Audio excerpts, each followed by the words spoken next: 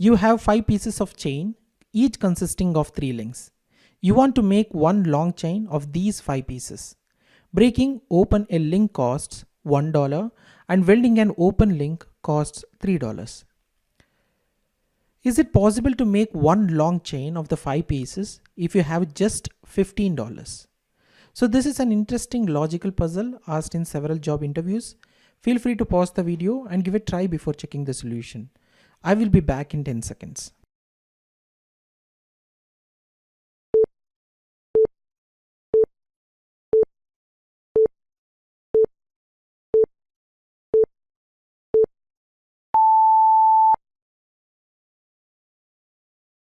Let me explain the solution now.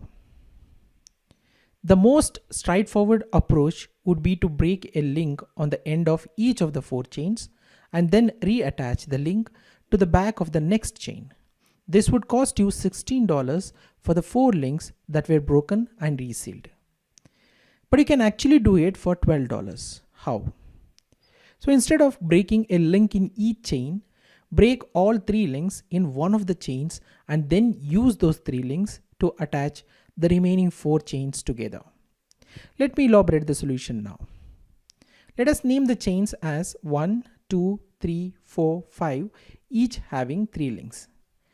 Now take chain 1 and break open all 3 links, and this will cost you 1 times 3, which is equal to $3.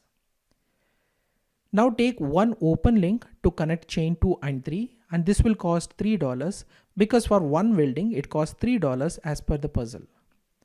In the next step, take another open link to connect chain 3 and 4, and this will again cost $3. In the next step, take third open link to connect chain 4 and 5, and again this will cost $3. Adding all, it will cost $12. Now you have one long chain ready in only $12. By following this logical approach, we can create a longer chain using 5 smaller chains with 3 links each in investing just $12.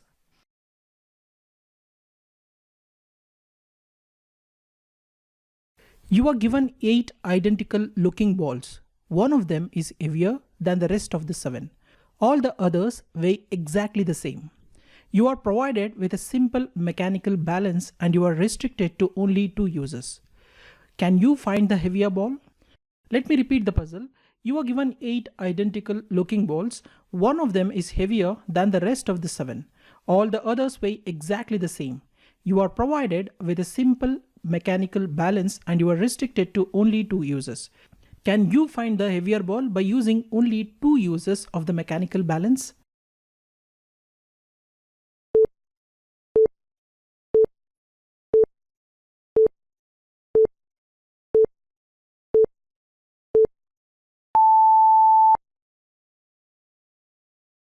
Let me explain the solution now. For convenience sake, let's name the balls 1 to 8. First, we weigh 1, 2, 3 on the left and 4, 5, 6 on the right. This is the first measurement. There are 3 scenarios which can arise from this.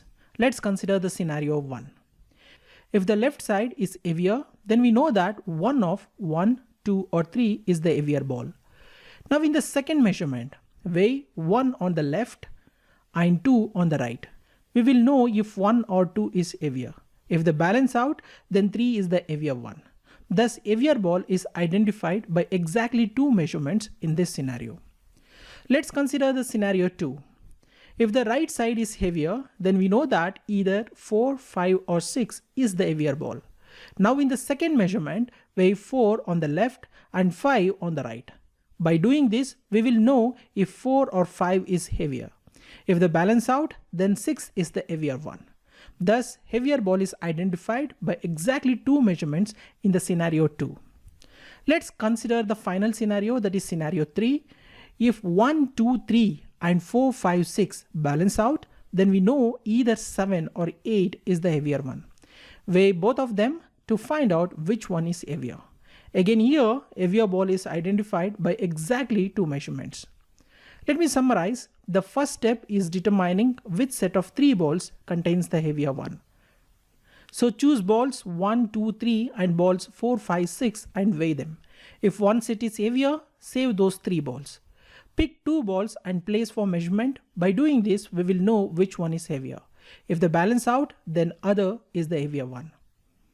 If neither side is heavier in the first step, proceed with balls 7 and 8. In the final weighing, weigh both of them to find out which one is heavier. By following these simple steps, we can find which ball is heavier in just 2 measurements.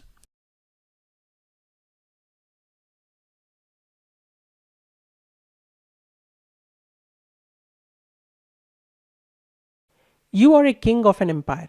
You have a servant working in your palace. He works all the 7 days and you only pay him in the form of gold bar. You must pay the worker for his work every day at the end of the day. If you are only able to make 2 breaks in the gold bar, how will you pay the servant if the servant works for the equal time every day and thus equal amount must be paid at the end of the day?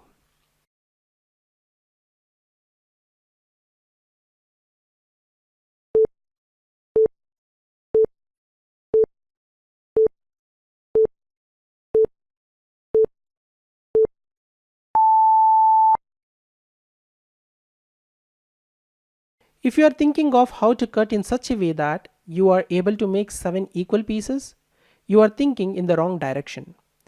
You should give more stress on how to make the transactions with the worker. So the trick is not to try and how to cut in such a way to make 7 equal pieces, but rather to make transactions with the worker. Make 2 cuts on the gold bar such that you have the following sizes of bars. Bar A should be 1/7 of the bar, bar B should be 2/7 of the bar C should be 4/7 of the bar. Let's check whether it is going to work. When the day 1 ends, give bar A to the worker. Here you remain with bar B and bar C. Worker possesses bar A. When the day 2 ends, give bar B to the worker and take the bar A back. Here you remain with bar A and bar C. Worker possesses bar B. When the day 3 ends, give bar A to the worker. You remain with bar C. Worker possesses bar A and bar B. When the day 4 ends, give bar C to the worker and take back bar A and bar B. Here you remain with bar A and bar B. Worker possesses bar C. When the day 5 ends, give bar A to the worker. You remain with bar B. Worker possesses bar A and bar C. When the day 6 ends, give bar B to the worker and take back bar A. Here you remain with bar A. Worker possesses bar B and bar C. When the day 7 ends, give bar A to the worker. Here you remain with no bar. Worker possesses bar A, bar B and bar C. Thus by the end of 7 days, you have taken care of everything. This is a clever logical interview puzzle. 99% of the people fails to answer this. If you are lucky, you can get the same question and you can answer in less than a minute.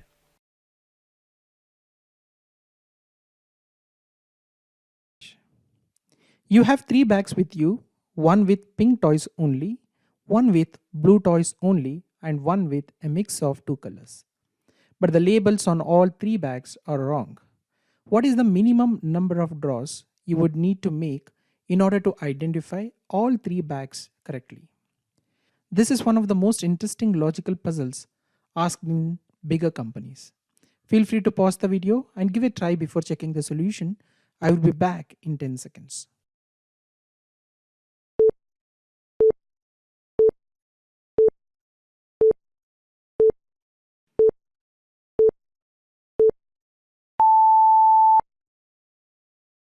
Let me explain the solution now. And this mislabeled bags puzzle is a very famous interview puzzle. The question is to find out the minimum number of draws to label the bags correctly. Solving this puzzle is not so hard as it looks. If you start with pink or blue bag, you may require more number of draws to identify the correct bags. But we can solve this puzzle in one single step, that is one draw, if you start with the bag labeled pink plus blue. One important thing that you need to remember is that all the bags are labeled incorrectly at present. Now, draw from bag which is labeled pink plus blue. There are 2 probability here. If you found blue toy, Remember that bag's current label is pink plus blue, which is wrong. So the correct label should be blue, as we have got blue from the bag. As we have identified blue bag, move on to bag labeled pink. Remember that bag's current label pink is wrong. Hence it should be either blue or pink plus blue. Since we have already identified blue bag, then it should be pink plus blue. Now, as we have already identified both blue and pink plus blue bag, the third bag should be pink.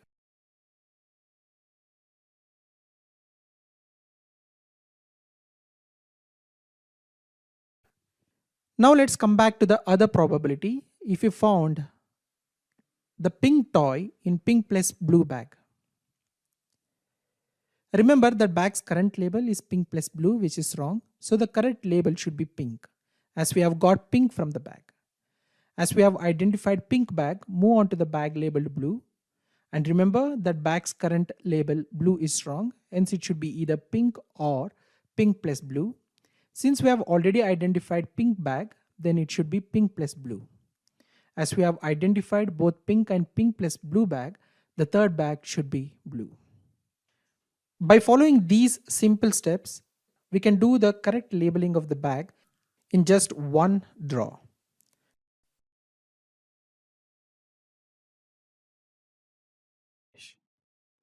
You have a 5-liter jug and a 9-liter jug. Your mother asks you to use these two jugs to measure 1 liter of orange juice. How would you do it? There are multiple solutions to this particular puzzle. Try to find the optimal solution. Feel free to pause the video and give a try before checking the solution. Once done, continue watching the video for the right answer.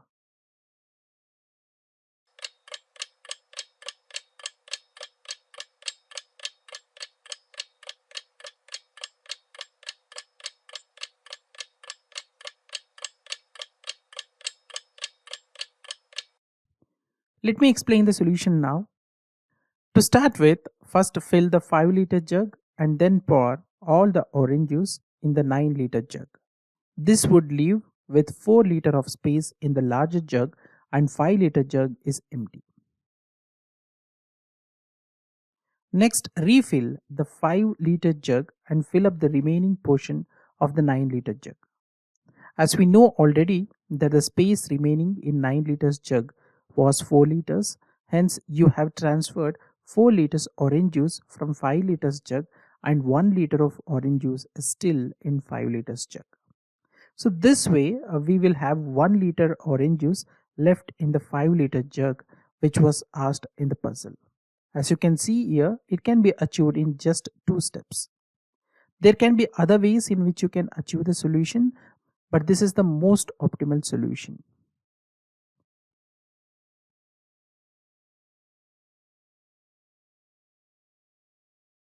Suppose a newly born pair of rabbits, one male, one female, are put in a field. Rabbits are able to mate at the age of 1 month, so that at the end of its second month, a female can produce another pair of rabbits. Suppose that rabbits never die and that the female always produces one new pair, one male and one female, every month from the second month on. How many pairs will there be in 1 year?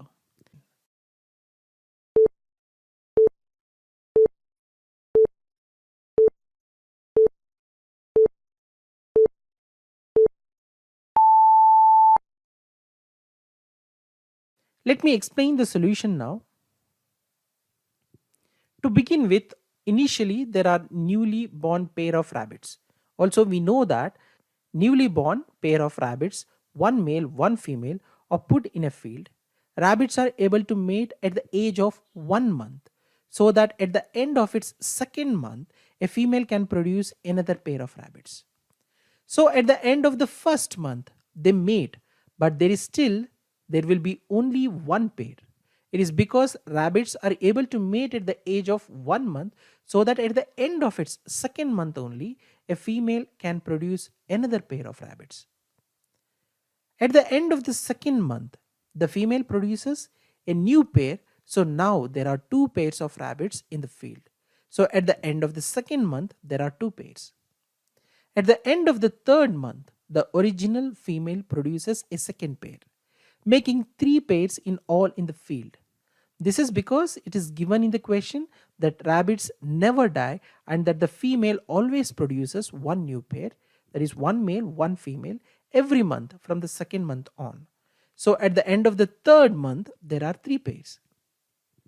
Now, at the end of the fourth month, the original female has produced yet another new pair. The female born 2 months ago produces her first pair also, making 5 pairs.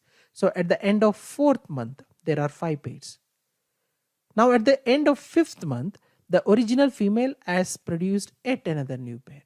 The female born 3 months ago produces her second pair.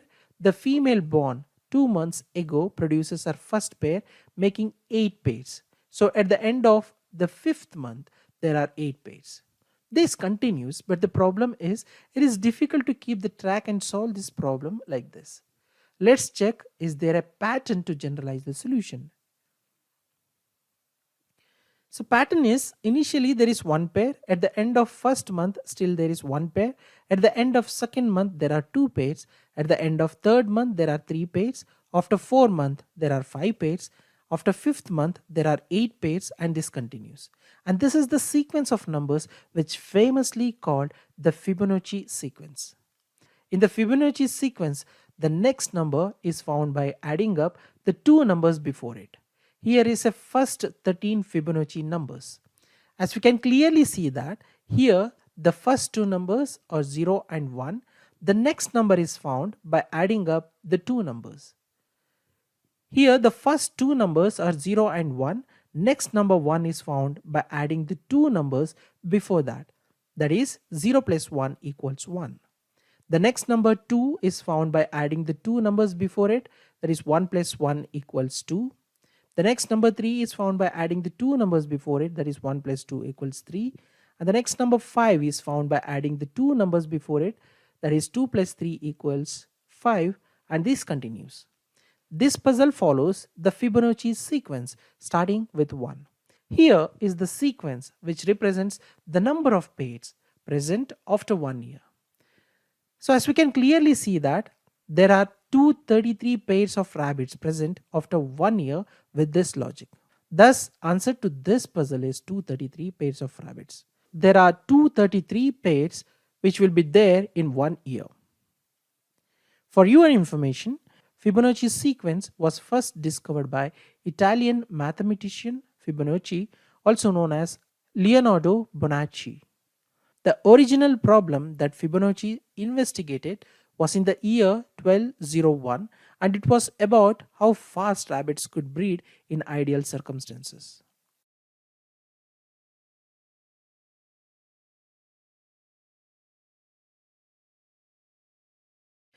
In a medical laboratory, you have 240 injections, one of which is for anesthesia for a rat.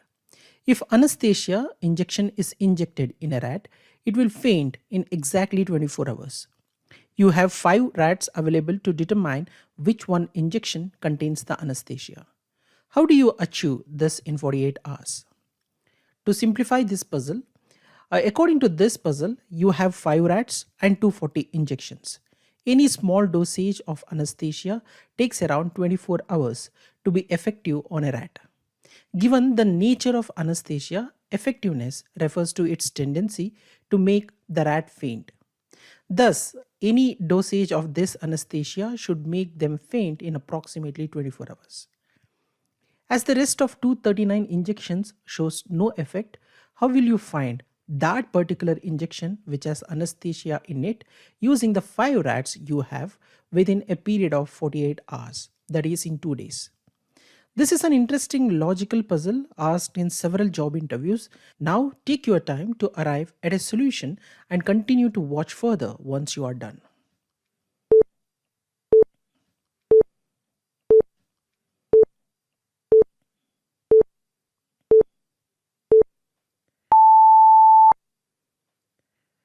Let me explain the solution now.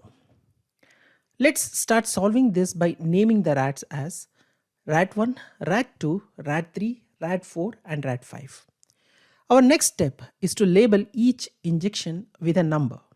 We are using 5-digit number with 0, 1 and 2 being the only digits in them.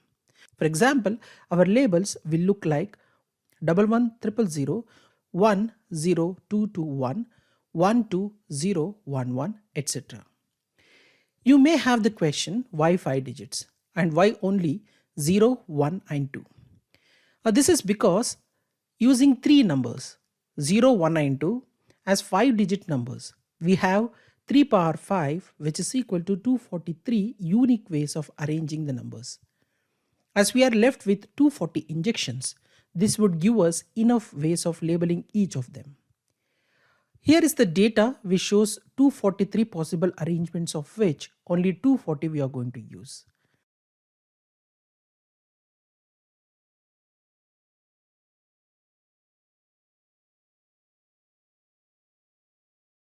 So far we have labeled them. Now what are we going to do with this? Each place in the 5-digit number corresponds to each rat. Let's take the injection 12210. Here the leftmost digit, that is 1, corresponds to rat 1, and the rightmost digit, that is 0, corresponds to rat 5. A rat that is assigned with the number 1 will be given that injection on day 1, that is at the start of the first 24 hours. Similarly, a rat that is assigned the number 2 will be given the injection on day 2, that is at the start of next 24 hours. And a rat which is assigned with the number 0 will not be given that injection at all. So to make this easier, consider an injection labeled 12210. Since the leftmost digit belongs to rat 1, a small dosage of this injection will be given to rat 1 on the first day. Second place corresponds to rat 2, so another small dosage of the same injection will be given to it on day 2 because we have the digit 2 in that place. Third place belongs to rat 3 and it will be injected on day 2. Fourth place belongs to rat 4 and it will be injected on day 1. Fifth place belongs to rat 5 and the corresponding digit being 0, rat 5 will not be given this injection on both days. Our rat 5 is so unlucky that it never gets to taste it. In a similar way, we inject each of those 240 injections by following the label instructions given on them. Here I have made a list of injections received by each rat on both days. Have a quick glance at them if you are still confused with the labeling.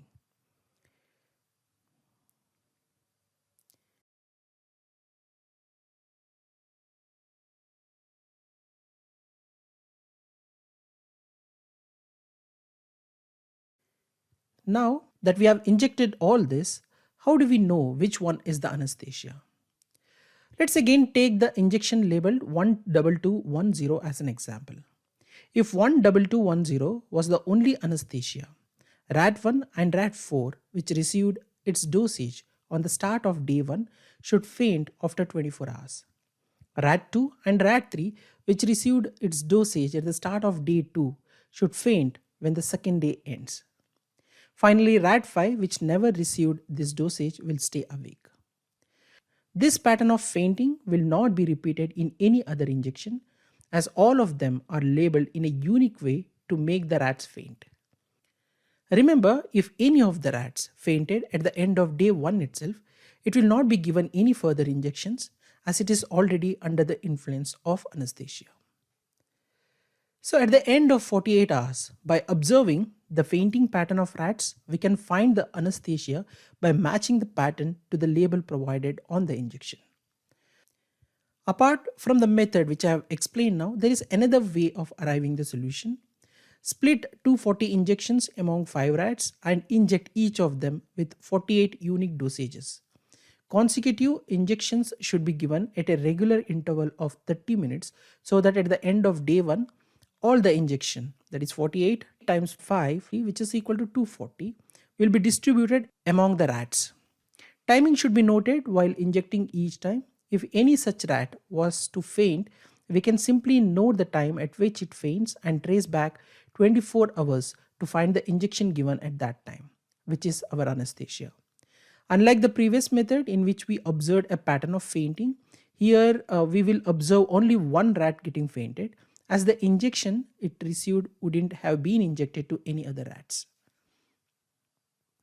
The issue with using the second method is that the consecutive injection interval of 30 minutes is too small to trace back to the right injection, as we can't be sure whether the effect of the drug was delayed. Of course, this method is simpler but works only when we can assure that the drug would show its effect in exactly 24 hours. Hence, it is better to go with the first method.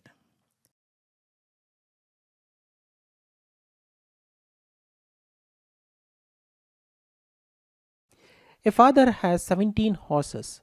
He gives half of them to his first son, two-thirds of what is left to the second, and two-thirds of what is left of that to his third son. How?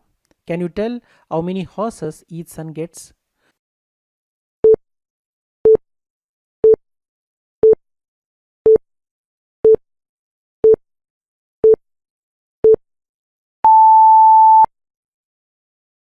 Let me explain the solution now. The immediate thought comes to mind after reading puzzle is that this question is unanswerable. As of course, you cannot divide 17 horses evenly by 2. Additionally, it becomes clear that after the horses are distributed, there will be some amount of horse left over, as the third brother only receives two-thirds of the horses left. So we must think carefully about the right way to solve this puzzle. One approach to solve the problem is like this. In this approach, what is important is the ratio of number of horses from one brother to the other with no horses left over. According to the puzzle, the first brother receives half of all the horses. The second brother receives two-thirds of the remaining half, which is one-third of all the horses. The last brother receives two-thirds of the remaining one-sixth, which is one-ninth of all the horses, and which leaves 1/18th of all the horses undistributed. Working under the assumption that all of the horses were meant to be given to the brothers, we can ignore that 1/18th and just compare the relative amounts that the brothers receive. This approach may be confusing. The best approach to solve this riddle is just consider a imaginary horse and you merge imaginary horse into that 17 to make it 18, an even number. Now distribute these 18 horses according to the question. So the first son gets half of the total horses, thus he gets half multiplied with 18, which is equal to 9 horses. Total horses remaining is 18 minus 9 equals 9. Now two-thirds of the horses left are obtained by the second son. That is 2 over 3 multiplied with 9, which is equal to 6 horses. So total horses remaining now is 18 minus 9 minus 6, which is equal to 3. Now the third son gets two-thirds of the remaining horses. So he gets 2 over 3 multiplied with 3, which is equal to 2 horses. Finally, total horses remaining is 18 minus 9 minus 6 minus 2, which is equal to 1 horse. Remaining horse is your imaginary horse. You can just ignore. So the first son gets 9 horses, the second one gets 6 horses, and the third son gets 2 horses, all because of adding your own imaginary horse. So by following this trick, this puzzle can be solved easily with all conditions satisfied.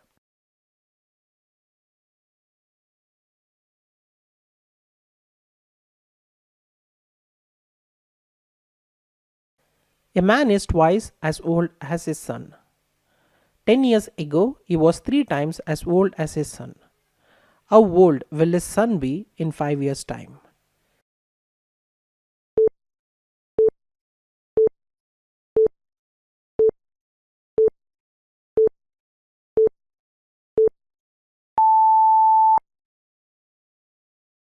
These kind of problems are easy to solve by forming equations with the given data.